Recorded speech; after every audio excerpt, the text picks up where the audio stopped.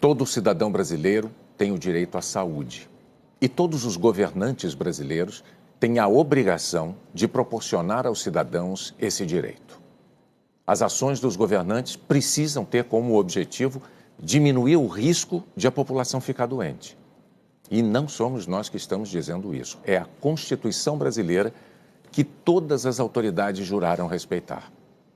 Está registrado no artigo 196.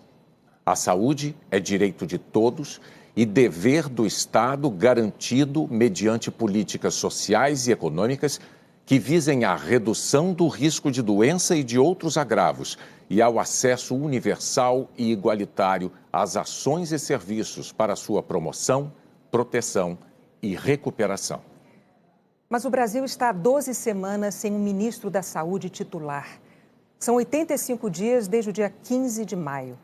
2 médicos de formação deixaram o cargo de ministro da Saúde porque pretendiam seguir as orientações da ciência. E o presidente Bolsonaro não concordou com essa postura deles. Primeiro, o presidente menosprezou a Covid, chamou de gripezinha. Depois, quando um repórter pediu que ele falasse sobre o número alto de mortes, Bolsonaro disse que não era coveiro. Disse 2 vezes, não sou coveiro.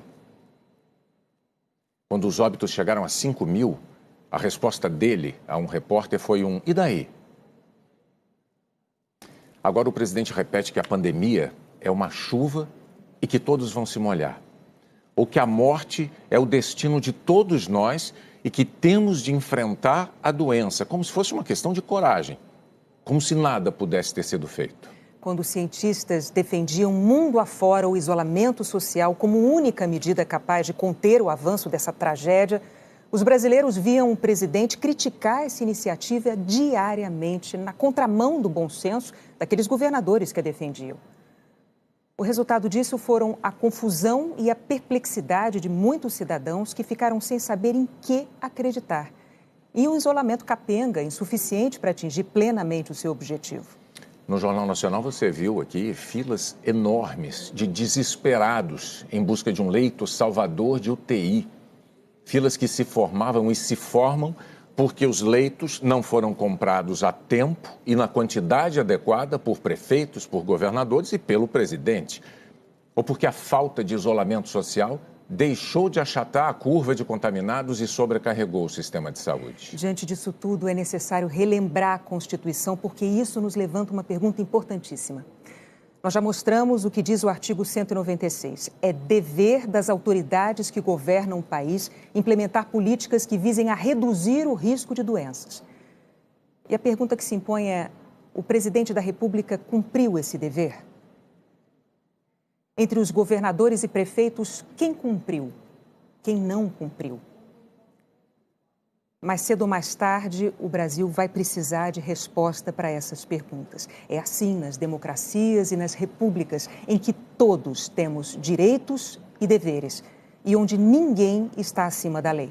Essa resposta vai ter que ser dada principalmente em respeito às famílias de mais de 100 mil brasileiros mortos, porque eles não podem ser vistos só como números. O Jornal Nacional não vai se cansar de repetir.